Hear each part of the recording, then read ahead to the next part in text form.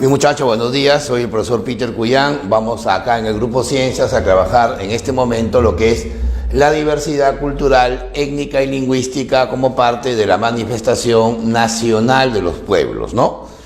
Ya hemos determinado que los patrimonios culturales, los patrimonios nacionales, los patrimonios de la humanidad universales están relacionados siempre con tres conceptos: la cultura propiamente, la etnia, es decir, el origen antropológico, el origen racial de las personas, y luego viene la manifestación lingüística, que de repente puede ser lo más importante. Al menos en el Perú tenemos una diversidad lingüística muy importante, ¿está bien?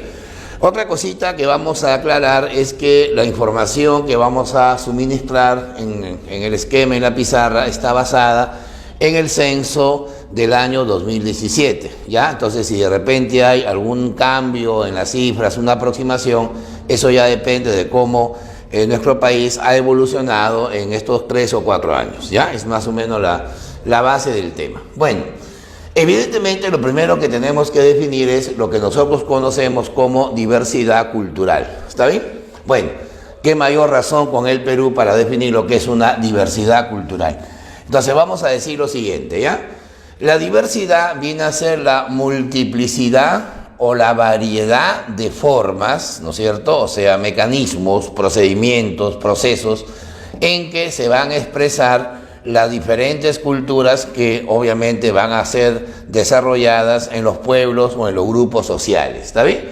Y que evidentemente se va demostrando conforme la historia va evolucionando, conforme las culturas evolucionan, conforme los valores van transformándose, porque hay que tomar en cuenta algo, ¿no?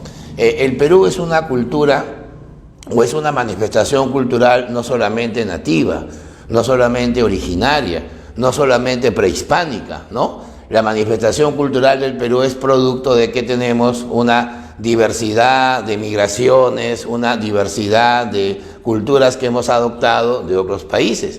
En el Perú, por ejemplo, conviven y han convivido la cultura europea, ahí está España, por ejemplo, ha convivido la cultura y convive aún la cultura africana, sobre todo en el lado de la gastronomía es muy importante, ¿no? En la danza, sobre todo, convive la cultura asiática, hasta hemos tenido un presidente de origen asiático, ¿no es cierto? Convive también la cultura americana, la cultura latina. Entonces evidentemente vamos a encontrar toda una diversidad, ¿no es cierto?, de manifestaciones culturales. Cuando te comes tu arroz chaufa, estás obviamente expresando lo que es la diversidad cultural. Ahí hay fusión peruana, hay fusión china, hay fusión asiática, fusión americana. Entonces vamos a encontrar pues una diversidad cultural permanente, ¿está bien? Así que no olvidar, diversidad cultural es la multiplicidad o la variedad de formas, o sea, diferentes, digamos, mecanismos en que se van a expresar las culturas, obviamente, que evolucionan de los pueblos o los grupos sociales, ¿está bien? Esa es la idea principal. Ahora, en base a la diversidad cultural, vamos a plantear lo que nosotros conocemos como la diversidad étnica, ¿está bien? La diversidad étnica evidentemente se manifiesta a través de la, digamos, evolución de la raza, la evolución antropológica del Perú, ¿verdad? Y del hombre peruano. Bueno, la doctrina y la teoría, inclusive investigaciones mundiales hechas por la UNESCO, ¿verdad?, determinan lo siguiente: que en el Perú hay un aproximado de 55 pueblos indígenas u originarios, ¿ya? Siempre el término indio es un término que viene desde la época hispánica, ¿no? Uno siempre indicaba de dónde venían los extraños, de ahí viene el término indio, ¿ya? Entonces, ahí viene también el término indígena, ¿no? Indígena u originario, que en nuestro país se manifiesta, de las 25 regiones que tenemos, se manifiestan en 22, ¿no? Obviamente de manera muy esparcida, muy distribuida, ¿no es cierto? Estas formas étnicas o indígenas, ¿verdad?, se manifiestan a su vez en dos modalidades. Van a estar las comunidades nativas y luego vienen las comunidades campesinas. Las comunidades nativas evidentemente son los pueblos que se han desarrollado en toda la extensión de la Amazonía del Perú, ¿verdad? lo que nosotros llamaríamos comúnmente los pueblos de la selva, pero en realidad se dice los pueblos amazónicos, ¿verdad? Según el censo del año 2017, el INEI proyecta que son cerca de 1.786 comunidades, ¿está bien? Las cuales por lo general se establecen mediante tres bases, ¿no? Digamos, raciales o comunitarias. Una es la comunidad ayánica, ¿no? La otra es la comunidad ahuajún y la comunidad chipibo-conibo. En base a estas tres comunidades se desarrollan los 1.786 pueblos amazónicos en el Perú, ¿ya? ¿Dónde van a estar principalmente estas comunidades? La comunidad ayánica está desarrollada principalmente en el departamento de Junín, ¿ya? Ahí se encuentra casi el 40% de este pueblo. Pero también está en las laderas cusqueñas, ¿no? Vamos a encontrar también en las alturas de Pasco, ¿no es cierto? En alguna parte de la selva, el departamento de Ucayali, ¿no? También, mira, vamos a encontrar en la parte altoandina de Ayacucho. Imagínate, esta es una comunidad desarrollada en distintos modos geográficos, ¿no? Vamos a encontrar también en Apurímac, ¿no? Ahí también se encuentra casi un 10% de esta comunidad y un 15% que lo encontramos en el departamento de Huánuco, ¿no? Huánuco comparte ceja de selva y también comparte, ¿no? Algo de la zona de la Amazonía del Perú, ¿ya? Entonces, imagínate, son 7 regiones donde vamos a encontrar la comunidad ayánica, ¿ya? Ahora, la comunidad ahuajún, vamos a encontrar en el departamento más olvidado del Perú, el más extremo que tenemos en la selva, que es el departamento de Amazonas, ¿no? Ahí se encuentra casi un 30% de esta población. Cajamarca es la que tiene menos incidencia ahuajún, está aproximadamente un 3, un 4%, ¿ya? El departamento de San Martín contiene cerca del 32%, casi igual que Amazonas, y obviamente Loreto, que tiene la diferencia, ¿verdad? Estos 4 departamentos son departamentos de las comunidades ahuajunes, ¿no? Y luego viene esta comunidad que incluso ya llegó hasta Lima, ¿no? El chipibo-conibo, ¿no? Los chipibos están básicamente en Huánuco, los encontramos en Loreto, en Madre de Dios, en Ucayali, pero sobre todo también hoy tenemos una comunidad de casi 10.000 personas chipibas conibas que viven en la capital. Ellos están ubicados básicamente en los extremos de la zona este de Lima. El distrito más grande en Lima y de Sudamérica es San Juan del Lurigancho, justo en un extremo que se llama Jicamarca, que es la zona más alta de San Juan. Ahí se encuentra cerca de 10.000 comunidades chipibas conibas, o 10.000 en todo caso habitantes de esa comunidad, ¿ya? Ahora tenemos las comunidades campesinas, que vienen a ser los grupos sociales, los grupos raciales, ¿no? Antropológicos, ubicadas y asentadas en las zonas andinas, los Andes del Perú, ¿ya? Ahí vamos a encontrar a la más importante, la más numerosa, ¿no es cierto? Son cerca de 4 millones de personas que vienen a ser los quechuas. No hablemos del idioma, sino hablemos del grupo étnico, el grupo social, ¿no es cierto? Tú vas a encontrar en Chile, en Argentina, en Ecuador, gente que habla quechua, lo cual no significa que sean comunidades campesinas, ¿no? No hay que diferenciar el idioma con el grupo social, ¿ya? Hay una pequeña diferencia. Van a estar también en la zona del altiplano los aymaras. Recordemos que también el aymara es una de las lenguas que reconoce la Constitución. Luego vienen los jacarus, que están básicamente en la zona andina central del Perú, y también en el lado andino, básicamente en el sur, en el altiplano sur, vamos a encontrar a los suros, ¿ya?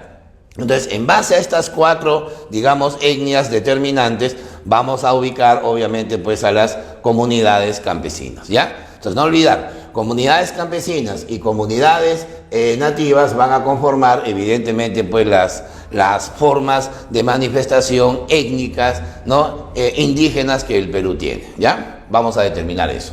Bueno, la diversidad lingüística está basada en un principio que es netamente social. Somos un pueblo, somos una nación multilingüe, ¿no? ¿Por qué? Por la diversidad de lenguas y dialectos que obviamente va a reflejar las diferentes culturas que han ido evolucionando en nuestro país, ¿verdad? Y para esto vamos a mostrar información, ¿ya? Por si acaso, esta información tiene como base el INEI, ya son informaciones aproximadas. Recordemos que en el año 2017 el censo fue muy criticado. Fue muy criticado porque incluso no se llegó a censar, no se llegó a hacer la estadística, la data acerca de casi 4 millones de peruanos. Entonces, imagínate, vamos a tener siempre una aproximación. No siempre va a ser un resultado exacto, ¿no? Lo que sí es exacto es esto, ¿no? Según la Academia Peruana de la Lengua, ¿no es cierto?, hay 48 lenguas originarias en el Perú, ¿está bien? De las cuales 44 se hablan en la Amazonía, o sea, la Amazonía es la zona donde existen más lenguas originarias, y 4 son de las zonas andinas, ¿ya? Pero por si acaso, cuando digo lenguas originarias significa que son lenguas que existieron y que existen, pero antes de la llegada de los españoles, ¿verdad? Antes de la invasión española, esas lenguas se llaman originarias. Estas 48 lenguas originarias, muchachos, van a conformar 19 familias lingüísticas, ¿no? Inclusive con su forma de dialectos, con su forma de habla, ¿no? Existen, por ejemplo, algunos pueblos en la zona de Lima Sierra, por ejemplo, en Yauyos, en Guarochirí, donde hay solo 5 personas que hablan un dialecto. Imagínate, pues, ese dialecto está en vía de extinción, pero eso justamente es parte de las llamadas familias lingüísticas, ¿ya? Bueno, ¿qué resultados arrojó el censo del año 2017? Que en el Perú hay casi 4 millones de personas que son quechua hablantes. Es decir, esas personas, así les dé 100 horas de castellano, ¿verdad?, de lengua española, no lo van a poder hacer, salvo que haya una adaptación de largo plazo, porque para ellos es la lengua originaria, ¿está bien? Son quechua hablantes, ¿ya? Hay cerca de 500.000 de peruanos que son completamente aymara hablantes, ¿no? Mira la porción que estamos determinando. Por eso estos 4,5 millones de peruanos aproximadamente tienen un reconocimiento constitucional, porque la Constitución define que el castellano es el idioma oficial de la República, pero también, ¿no?, son de uso oficial el quechua, el aymara y las demás lenguas aborígenes. Cuando se dice aborígenes significa, pues, lenguas originarias. Y obviamente hay cerca de 240.000 personas que tienen otro tipo, pues, de lenguas nativas u originarias, ¿ya? Bueno, hablando de la Constitución. La Constitución del 93 tiene 2 principios determinantes con respecto a la diversidad lingüística. La primera, que es el aspecto social, educativo más importante, que el Estado tiene como obligación erradicar toda forma de analfabetismo. Bueno, la pregunta es esta, ¿no? El analfabetismo, ¿qué relación tiene con el Estado, con la nación, con la sociedad y el derecho peruano? Primero, en el Perú se cree que hay un 3% de la población que es analfabeta. O sea, estamos hablando de casi 1 millón de personas, ¿no? Imagínate, y de ese 1 millón de personas, la gran mayoría proviene de las lenguas originarias, ¿no? O sea, vas a encontrar más analfabetismo, por ejemplo, en Apurímac que en Piura, ¿no? Porque evidentemente la ubicación geográfica también es determinante en el pueblo que es analfabeto. Y además, el analfabetismo no tiene relación con el aspecto institucional, porque el Estado peruano reconoce el voto a los analfabetos, ¿no? En el Perú, para votar simplemente debe ser ciudadano y tener en ejercicio la ciudadanía. Y además, el voto analfabeto existe en el Perú desde 1980. De tal manera que ese voto es fuerte, porque de 1 millón de votantes potenciales, pues se tiene algo de masa electoral, ¿no es cierto? Pero de todas maneras, la función del Estado, y tal vez más que función, su obligación, es que el analfabetismo se vaya reduciendo, lo cual se ha logrado. En los años 80, hace 40 años, el analfabetismo era casi el 20% de la población. De un 20 a 3% tenemos, pues, evidentemente, mucho que hablar sobre el éxito, entre comillas, del Estado. Y aparte que también hoy tenemos medios de comunicación masivos que llegan a las zonas, ¿no?, quechua hablantes, aymara hablantes, no llegan a los pueblos originarios. Por ejemplo, hay un canal que es el canal del Estado, ¿no?, televisión peruana, que irradia, por ejemplo, noticieros en la madrugada, en aymara, en quechua, en ayánica. Entonces, estamos hablando, pues, de que el Estado tiene esa obligación, ¿no es cierto? Además, fomenta la educación bilingüe, ¿no? Es decir, que de por necesidad, de por obligación, vamos a llamar de dialecto, una persona tiene que tener por lo menos una educación con 2 idiomas, ¿verdad? Una educación bilingüe y además intercultural. Y obviamente mantener, preservar sus diferentes manifestaciones. La educación se puede manifestar de muchas maneras, ¿no? Y eso evidentemente se puede producir más incluso ahora con lo virtual, ¿no? La educación virtual no solamente está orientada a las grandes urbes, hoy también se puede llegar a las zonas altoandinas, porque esa es la obligación del Estado, ¿ya? Y además un dato importante, una fecha, una efeméride cívico-social. El 27 de mayo, desde el año 2013 en el Perú, se celebra el Día de las Lenguas Originarias. Es decir, todas aquellas comunidades indígenas tienen que celebrar, ¿no es cierto?, el inicio de un reconocimiento por parte del Estado, ¿ya? Y para terminar vamos a plantear un versus, una diferencia entre lo que es pluriculturalidad y lo que es interculturalidad. Aparentemente son términos muy, digamos, similares, pero uno contiene al otro. Vamos a ver por qué. Se dice que una sociedad es pluricultural cuando tiene determinadas características, pero del momento actual, ¿no es cierto? O sea, son las características que determinan cómo se manifiesta la cultura, pero contemporáneamente. Claro, obviamente si yo quiero hablar de una pluriculturalidad de hace 300 años, es diferente a la que hoy tenemos. Hace 300 años no teníamos pues la influencia africana, asiática, en las danzas, ¿no? En la historia, en la gastronomía. Entonces la pluriculturalidad evidentemente tiende pues a una, ¿no?, a una, digamos, manifestación. O sea, los peruanos comemos hamburguesas, los peruanos comemos pizzas, los peruanos comemos el pollo Kentucky, pero esa es una consecuencia de que existe pues un adentramiento, ¿no?, de manifestaciones que vienen de otras sociedades.